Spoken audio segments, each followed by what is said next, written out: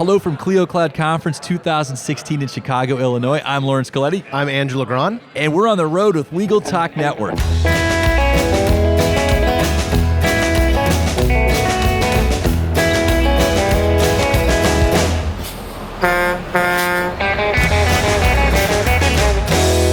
And we're back. Thank you so much for joining me, Andrew. I want to talk about your presentation today, which was titled, and actually I don't even know, what was it called? Supercharge your practice with Clio and Zapier. Oh, that sounds very interesting and a huge time saver. But before we get into it, can you tell our audience a little bit about yourself? Where do you work? What do you do? Sure, I'm an attorney in New Orleans, Louisiana. I help small business owners start and create successful companies.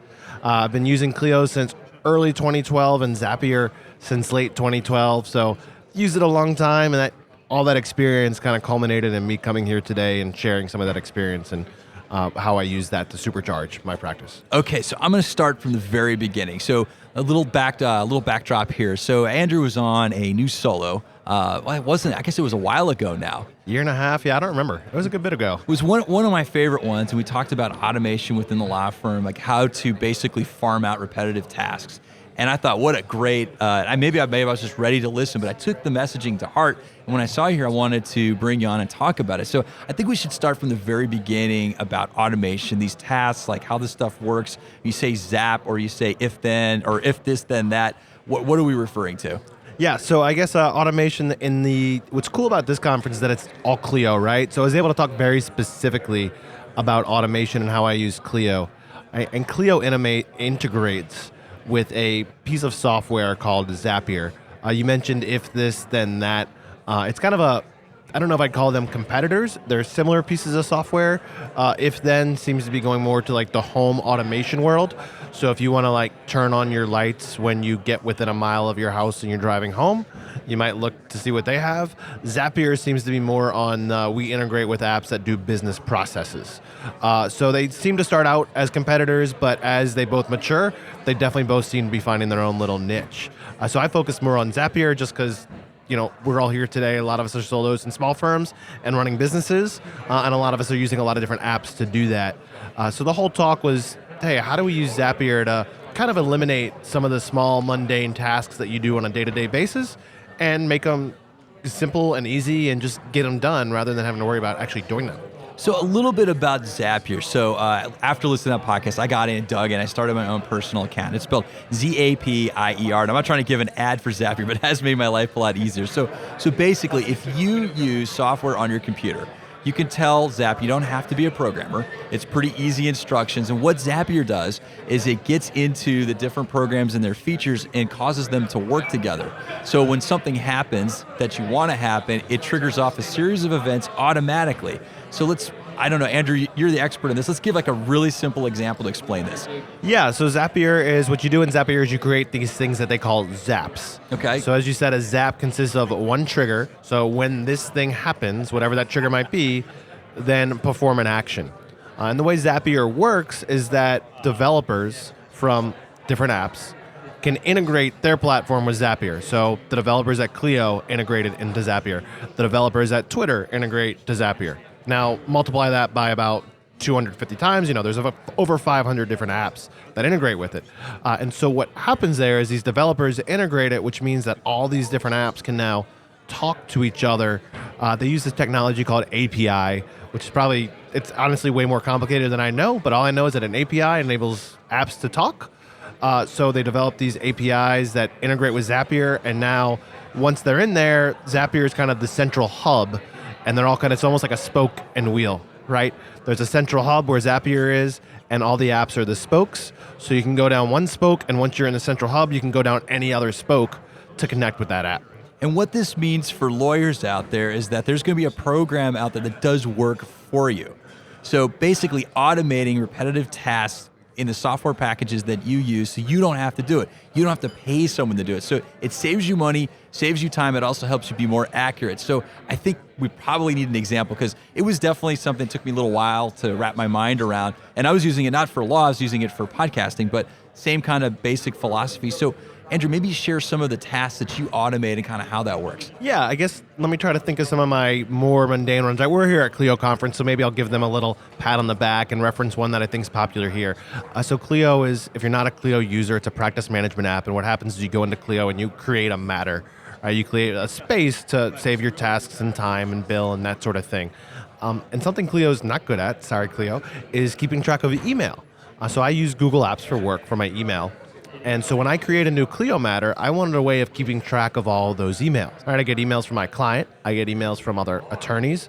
I might get emails from other people that are involved in this matter. So I wanted a way of creating a label. So when I first started, I was manually creating. I would go create a matter in Clio, and then I would get an email from Laurence. You'd be my client. You'd email me. I'd go into Gmail and create a label. And it got hard because I had to say, okay, well, what did I call it in Clio? And now I got to remember to call it the same thing in Gmail. And sometimes it wouldn't be the same thing. It'd be called A in Clio, and it'd be called XYZ in Gmail, and it was really confusing. So what Zapier's allowed me to do is say, okay, when there's a new matter created in Clio, go into Gmail and create a label with the same name for that matter that I'm using in Clio. So now I don't have to create that label. Not only do I not have to do the actual work of creating the label anymore, but there's consistency as far as naming goes from Clio to Gmail, so it's really easy for me to say, okay, in Clio, here's what it's called, and Gmail, this is what it's called, and now I have this label where I can stick all my emails and see all my things. Okay, gotcha. It's great. See, it saves you time and it helps you be more accurate. So I want to share one that I did I'm kind of proud of. And so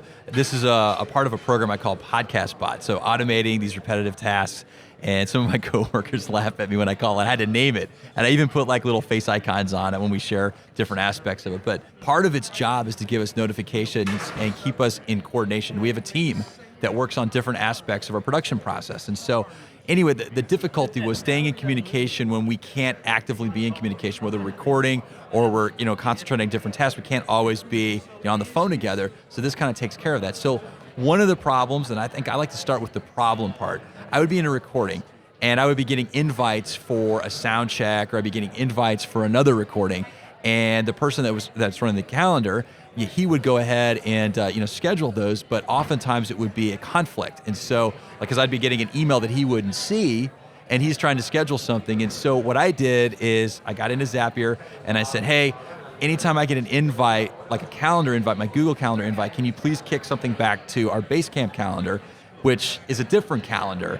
And then that way, the person that is booking, is going to book the calendar, they don't have to worry about there's a little block in the way. So they know, I can't book anything there. They know they can communicate back with the person. So it kept us from scheduling over each other. And that was an automated thing. I don't even have to think about it. And it keeps us accurate. It keeps us working together even when we can't directly talk with one another. So maybe another example from you. Maybe the best way to start is with the problem that you're trying to solve. Well, that's kind of a good point. And let me almost step back from the 30,000 point view is, I'm talking about Clio and Gmail. You're talking about scheduling and calendars. And I think something that's important to recognize, which we both did in our examples, but we didn't expressly mention it, is that we recognize the pain points we were having. And we recognize that, oh my gosh, this is annoying me. Right. We both did the same thing with our problem, and then realized that Zapier, okay, maybe there's a solution here, and I'm sure you realize this too, is that it took a little bit of tinkering to go into Zapier, and you have to say, okay, well, I'm using this app, and let me click around here and kind of experiment. Right. So it's not really like you plug it in and it solves all your problems. Oh, yeah. There's some, you don't have to do any coding, it kind of makes coding really easy, basically, is what it does. But I think what's important is, we both mentioned this, is identify pain points first, and then try to build the solution to that with Zapier's kind of really fun to use and intuitive interface. Yeah, and right? so for us, the problem was Jabari and I. Jabari runs our calendar. He's in charge of booking our studio, amongst many other tasks, Legal Talk Network. We were having a communication issue, and so Jabari now gets a notification from Podcast Bot, I can't schedule here. So that keeps us in coordination. So that's the pain point you're talking about. That's the example of the pain point, and Zapier provides a multitude of solutions to get through that. Yeah, and they provide, really what they do is provide a platform, like a sandbox almost, if you will, for you to build your own solutions to your problems. So I think that's what's important here, is don't be like, oh, Andrew mentioned this app, and Laurence mentioned this, and I got to go do these things. It's really like, just realize how powerful this application is, and kind of try to mark down your pain points, and then get in there and get your hands dirty a little bit to kind of figure out what your problems are, and then see if you can solve them. So I think that's important, is that it's not a magic It's not a magic key that's going to solve anything. What it is it's a great tool in your toolbox to help you solve the specific problems that you're having. Right. So let's give another example of a pain point common to attorneys and how Zapier might be able to solve it. So another good example is I use LawPay, for instance, to take credit cards. And every now and then I have in my engagement letters that I can recharge my clients if they're paying by credit card. That's part of our agreement. You pay by credit card, okay. I have the right to recharge your credit card for your bill. Most clients agree to that. Well, what happens is they go to charge someone's credit card and it fails, right? Somebody lost their credit card, the number was canceled. It happens all the time. It's a pretty typical thing.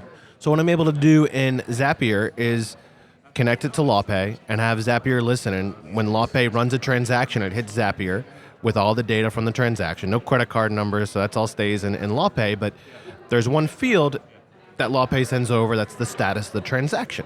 And it's usually authorized or failed. So when it's authorized, I don't really care, don't do anything else, but I can say, hey, Zapier, listen to this data that you're getting from LawPay. And when it says failed, okay, now go generate an email to the client that looks nice, that's from my email address, and it's not sending the email, it's actually creating a draft of the email. So, hey, Laurence, it's Andrew. I tried to bill your account today. I tried to use the credit card ending in 1234. I was trying to charge the amount of $530.36. That's due on invoice 92. Look, we understand that this charge failed. Click this link here to go and pay with a new card. And it's just a draft email, but it's saving me all the time of typing that information each time, so I can go back and just look at that draft, make sure it's good, and then send it out if the email looks good. So listeners, you've heard a little bit, if you're interested in this, you've heard a little bit about how these pain points can be turned into automated processes. And I think the next question I would have as someone listening to this podcast is, what do I have to invest to solve this problem? And I think the answer to that, and correct me if I'm wrong, Andrew, is that it doesn't take a lot. You're making a small investment of time to solve a problem, a repetitive problem, over and over again. Yeah, it's hard to say how much time I really save. There's a few zaps that I think maybe save me, made it taken me a few hours to set up, and they maybe save me 15 or 20 hours each month. So it's sometimes it's a long-term play in terms of getting that time invested in solving that problem to pay off. But what's great is that it enables me to do more stuff. It enables me to do more things. So I mentioned creating that Gmail label when I create a matter. Well, I also want to create a space in Evernote to save my notes. So I create a notebook. And I need a way to manage my tasks. You mentioned that you use Todoist. I use Asana for my tasks. So I create a project in Asana for the matter that I just opened for that client, where I can put all the to-dos that go along with that specific project. So it's cool in that it grows, It's so easy to go in there and create something small and then say, oh, and I want to do this. And you can add on extra actions and really get to the point where maybe in the beginning you just solved a very, very small, easy problem, but it grows and it can be something more where you're actually doing things before that you just didn't even do. What are some of the other automation tools that you use in your practice besides Zapier? I mean, I know Zapier's a great one, but what are some of the other ones that you like to dabble into? Well, I think last time we talked about the form tool a lot. I'm a transactional attorney, so I'm doing a lot of contracts, but frankly, it would work in litigation as well. Really, any practice area, it's reasonably priced, very, very powerful. It's based on the PC. I think you might have to go listen to that podcast we did a few months ago. It was on a New Solo with Adriana Linares, where we went kind of in a deep dive on that one, right? And Laurence, weren't we talking about a problem you had just now setting up this podcast? Yeah, actually we were. You were giving me some advice, and so I think it was. And I forget the name of it. What was it called? Yeah, Keyboard Maestro was the one. You had this problem, right, where you're saying, oh, to set up this podcast, I have to click through these different things, right, and it's kind of repetitive to set up the session to get it ready. And it's like, oh, there's this app called Keyboard Maestro where you can, hit a shortcut or there's some sort of trigger. So this is the cue for the audio engineer to listen to. So go ahead, Andrew. Yeah, so Keyboard Maestro, you hit a shortcut and it executes a series of keystrokes, or it does some mouse movements, or it does something that's repetitive over time. I don't use it too much. I've used it a few times on some really specific things, but it's a Mac program that basically automates different keystrokes for you. Okay, so Adam Lockwood is our audio engineer. So Adam, you heard it from Andrew Legrand. about how to make your life a lot easier, and mine too, because we have to record from time to time. So, Andrew, thank you so much for giving us this great information. I know I wanted to start with really simple explanation, but I think we got there. I think that's the key element in the automation process. And correct me if I'm wrong, is to identify repetitive tasks and pain points before you can deploy this list of tools. So real quick, we've mentioned Zapier, we've mentioned if this then that, and what was it? The form tools one. Tools. It's similar to a hot docs. Okay. People might know that one. They might be more familiar with that name. Keyboard Maestro. Keyboard Maestro I'm is big one into for these Mac. instant takeaways. So Keyboard Maestro. What are some other? A couple more? Or? I think Hazel is a good one for managing tools on your or managing files on your desktop. I think there's a Hazel equivalent for Windows. I forget what it's called. File Explorer, maybe. You might have to just Hazel for Windows. I'm sure we'll find it in a quick Google search. And then Text Expander is also a cool one, which gets more into like text automation. But Text Expander is I type a snippet of text and it expands into an entire sentence or paragraph or phrase. So if Laurence is sending a lot of emails for, hey, can I schedule I'm going to this conference, I'm going to contact all the speakers and ask them to schedule a time to meet with me. That could be a text expander where email Andrew. Okay, here it is.